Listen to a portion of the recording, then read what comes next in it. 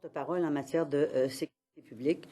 Et comme leader adjoint, Bertrand Saint-Arnaud a particulièrement suivi tout ce dossier et continuera à le suivre d'ailleurs.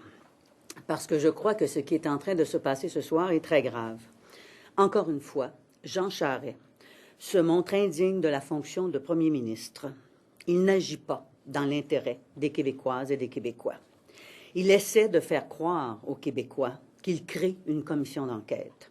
Or, Jean Charest n'a pas créé aujourd'hui une véritable commission d'enquête publique. Dans une vraie commission d'enquête, les témoins sont contraints de témoigner. Ce qu'a bricolé Jean Charest aura moins de pouvoir qu'un coroner, moins de pouvoir qu'une commission parlementaire. Quant aux arguments avancés par le premier ministre, ils sont en contradiction avec les faits, comme l'a montré la commission Gomery.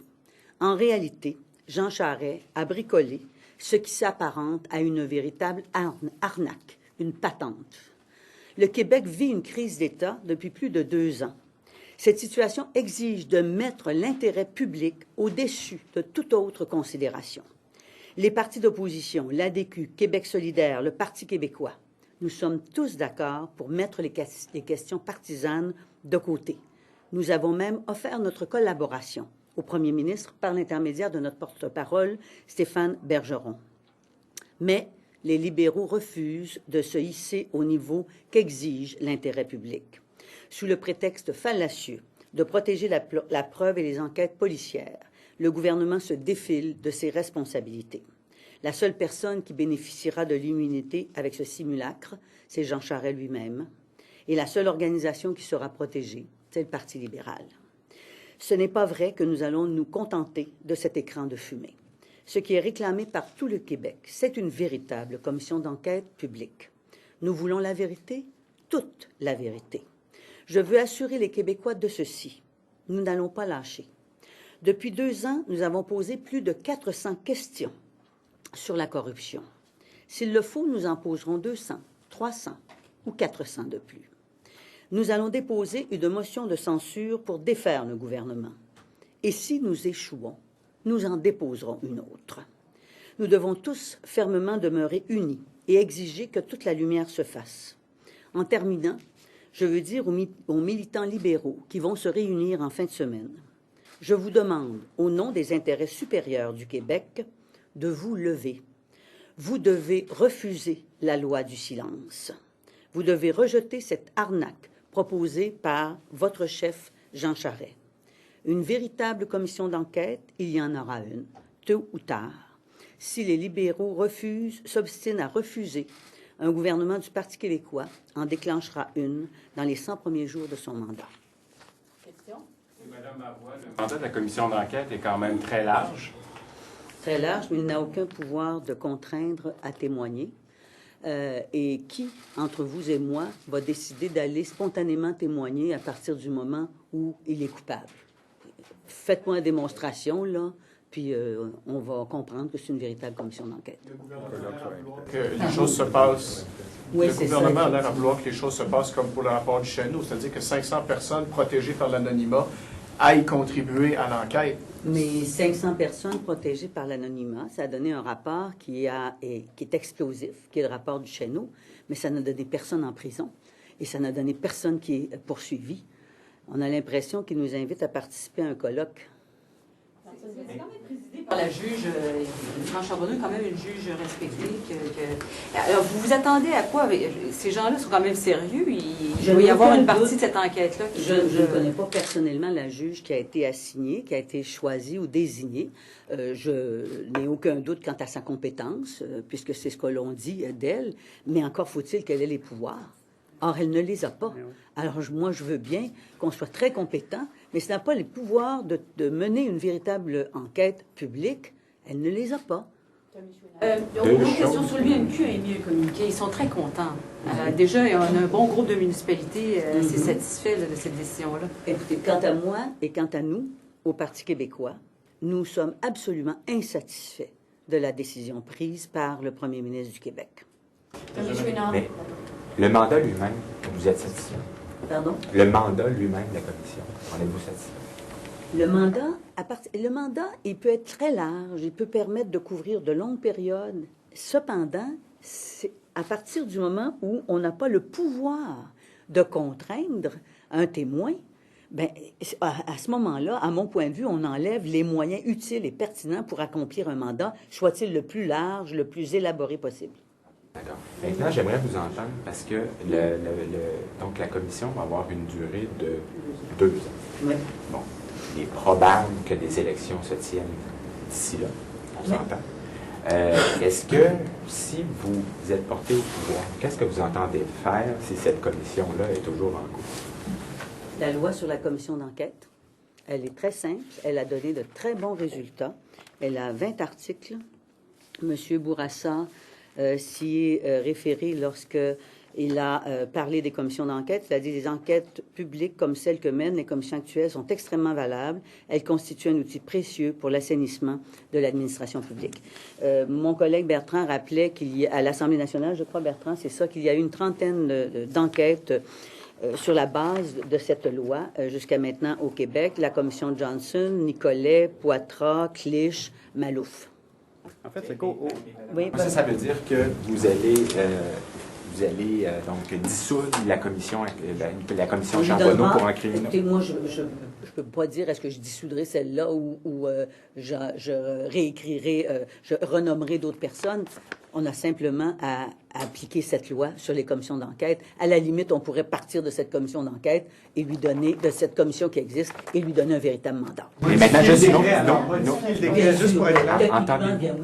Madame Marois, entendez-vous, souhaitez-vous, le Parti québécois sera-t-il parti dans cette commission? Bien, écoutez, si on nous y invite, on en sera parti dans le sens où si on a à témoigner, mais je comprends que personne n'est obligé de le faire. Si on y invite, cependant, j'inviterai ceux qui sont concernés à y témoigner. La commission d'Astarache, vous avez demandé... On n'a rien à cacher, ils peuvent nous demander n'importe quoi, nous faire témoigner sur n'importe quoi. À la commission d'Astarache, vous avez demandé d'être parti, vous avez été exclu. Est-ce que vous allez demander à la juge Charbonneau d'être parti? Mais donc, vous pourriez participer. De ce que M. Charest a dit, est-ce que vous craignez que la portion publique tarde à se mettre en branle? Parce qu'on sait qu'il y aura évidemment toute une période pendant laquelle la commission va se constituer et il y aura toute la portion privée, on ne sait pas combien de temps ça va durer. Comment vous voyez ça? Oui, et en plus, ce qu'on constate, c'est qu'à partir du moment, et c'est fondamental ça, à partir du moment où on ne peut contraindre une personne à venir témoigner, qui publiquement ou privément va venir s'incriminer? Voyons donc. Personne. Ça va donner un Duchesneau plus. Est-ce que vous craignez justement que la portion publique, dans le fond, soit à peu près vide de substance? Bien, on nous dit qu'on entendra des experts. C'est ça, Stéphane, que tu as remarqué dans les documents qui nous ont été fournis, enfin, que vous avez reçus, qui sont les mêmes que vous, là. Alors, il y a d'autres personnes aussi là, que les commissaires pourraient juger pertinent d'entendre, sauf que c'est comment toujours vous la percevez le fait qu'il y a une portion privée qui risque d'être longue et... il y a une portion privée qui risque d'être longue et peut-être que le premier ministre, je ne veux pas lui prêter d'intention, mais peut-être que le premier ministre peut imaginer qu'il puisse aller en élection d'ici à ce qu'elle se termine. Hein? Bon, mais je ne lui prête pas d'intention, je soulève la question. D'accord? Le travail de M. Duchesneau a permis de transmettre 17 dossiers à l'UQAM. Qu'est-ce qui vous fait penser que cette commission-là ne pourrait pas transmettre comme ça plusieurs dossiers? Elle pourra transmettre sans doute des dossiers, mais encore une fois, à partir du moment où elle n'a pas le pouvoir de contraindre une personne à témoigner, elle n'a pas les moyens, elle n'a pas les dents qu'il faut pour assumer sa responsabilité. Et son rapport, est-ce qu'il contiendrait des noms, selon vous? Bien, écoutez, là, je ne vais pas écrire le rapport à la place de la commission. Une réaction sur la DV qui a été exclue aujourd'hui, je n'accepte pas les contrats. Je trouve que c'est inadmissible, absolument inadmissible, surtout que la DV avait fait des efforts pour s'assurer qu'elle répondait aux critères, aux exigences. C'est une entreprise de grande qualité où on y retrouve des travailleurs de grande compétence et je trouve ça profondément triste pour cette entreprise et cette industrie. Deux dernières questions. Jean-Marc Selvet, puis... Non, mais c'était sur la DV. Moi, j'ai une question. Madame Marois, est-ce qu'il y a trop de public, ou pas assez de public dans la proposition de M. Charest? Le huis clos, ça vous agace? Vous avez voulu tout public? Écoutez, nous, il y a une loi, ça s'appelle la loi sur les commissions d'enquête. Et nous pensons, nous, qu'effectivement, la commission d'enquête devrait être publique. Il y a toujours une partie préalable de préparation, ça va de soi. Mais pour l'essentiel, vas-y donc, Non, Bertrand, mais s'il ce te que je plaît. voulais ajouter, là, c'est qu'on se comprenne bien. Là. Le premier ministre prend la loi sur les commissions d'enquête, qui est utilisée depuis 50 ans au Québec, dans toutes les commissions d'enquête, là, Poitras, Mallouf et j'en passe. Là. Le premier ministre tasse la loi sur les commissions d'enquête. Il nous arrive avec une patente, c'est le terme qu'a utilisé mon collègue avec raison, il nous arrive avec une patente qui ressemble à un colloque sur invitation. Là. Ce n'est pas une commission d'enquête. Là. Je pense que vous l'avez compris. Il tasse la loi et il invente une patente qui n'est pas une commission d'enquête. Là. C'est un colloque. C'est quoi, là, sur invitation? Oui. Stéphane, Ce qui distingue fondamentalement une commission d'enquête d'une enquête policière, c'est justement ce pouvoir qu'a la commission d'enquête de contraindre un témoin à comparaître. À partir du moment où la commission est privée de ce pouvoir de contraindre un témoin à comparaître, ce n'est plus une commission d'enquête puisque on se retrouve dans la même situation que l'enquête policière où, au fond, chaque personne qui fait l'objet de soupçons a droit au silence. C'est ça. Elle a droit au silence. On n'est pas plus avancé maintenant que nous l'étions hier. En privé ou en public? Dernière en français, Tommy Chouinard. Oui, Madame Marois, je veux revenir sur un point. Vous avez décrit cette commission-là comme une arnaque. Oui. Puis vous dites, on n'a pas statué si nous allons être partis ou pas de cette arnaque. Il me semble que comment... Alors, on ne sera pas là, M. Chouinard, si ça peut vous arranger. Non, écoutez, je l'ai pas... Écoutez, là, je n'ai pas regardé sous cet angle-là d'aucune façon. Alors, je vous répondrais une bêtise si je vous répondais. On ne l'a pas regardé sous cet angle-là. Mais dans le cas de la commission Bastarache, c'était un autre ordre de commission qui était mise en place. Et dans ce cas-ci, ce n'est pas une commission d'enquête publique, ce n'est pas ce que nous souhaitions. Et ce que nous souhaitons, c'est qu'il y ait une véritable commission d'enquête publique. Et nous allons continuer à le demander. Capacité du premier ministre à citer un précédent. Marie? Le premier ministre a été incapable de citer un précédent de ce dont il a peur. Il dit qu'il a très, très peur du fait que quelqu'un puisse se blanchir d'une accusation criminelle. Mais en même temps, il est incapable de citer un précédent. Qu'est-ce que vous pensez de ça? Mais M. Robitaille, vous touchez un point, là. Le premier ministre n'est pas capable de donner un seul cas parce qu'il n'y en a pas. Et Maître Roy l'a très bien dit aujourd'hui. Il n'a jamais vu une commission d'enquête qui nuirait à des enquêtes policières. Le Maître Roy, qui a été procureur dans la commission Poitras, procureur dans la commission Domré, n'est pas capable. Il dit qu'il n'a jamais vu ça. Le premier ministre dit des faussetés là-dessus. Et écoutez, là, quand il nous dit que les témoins, témoigner dans une commission d'enquête donne l'immunité, vous savez très bien que ce n'est pas vrai. Tout ce que ça fait, c'est que là, on ne peut pas utiliser les propos que la personne utilise en commission d'enquête, mais ça n'empêche pas les policiers de continuer à enquêter sur cette personne et éventuellement à déposer des enquêtes, des accusations criminelles. D'ailleurs, c'est la même chose devant n'importe quel tribunal. Je pense que c'est important de le signaler. Devant n'importe quel tribunal, on ne peut pas utiliser le témoignage d'une personne pour l'incriminer. Alors, c'est le même principe qui prévaut pour une commission d'enquête. Alors, le premier ministre, lorsqu'il nous parle d'immunité pour essayer de banaliser la commission d'enquête ou du moins de la discréditer, je pense qu'il fait preuve d'un peu de malhonnêteté intellectuelle, ça c'est clair. C'est faux. Votre pensée là-dessus, parce que tout à l'heure, vous avez dit à Tommy, on est prêt à participer si on est invité. Puis là, vous avez dit, on ne sera pas là. Je pense que là, je suis pas parce bien que vous allez exprimée, là. probablement... C'est pas participer au sens d'être partie prenante de cette commission. Il n'y en est pas question. Ce que je dis, c'est que si on est appelé à témoigner, on le fera. C'est tout. C'est sur les 15 dernières années. Alors, on n'a rien à cacher. Mais vous ne demanderez pas un statut de participant. Non. OK, non, c'est une patente. Excusez-moi, ben alors, on ne demande pas un statut de participant, c'est sûr. C'est une patente avec laquelle on est en profond désaccord parce qu'on pense que ça ne permettra pas de faire toute la lumière comme cela devrait se faire dans le cas présent. In English, how do you translate patente? Gimmick. It's a gimmick. Okay? The government says no matter what they put forward, you're going to be against it. They even gave the example of the fact that before he even made the announcement, you guys were saying it wasn't going to be any good. So what do you say to that? We don't agree with that. We don't agree only because we have offered our collaboration to the government, and he didn't take the opportunity to have us to collaborate with it. So as long as he decided to go its own way, it's for sure not satisfiable for us.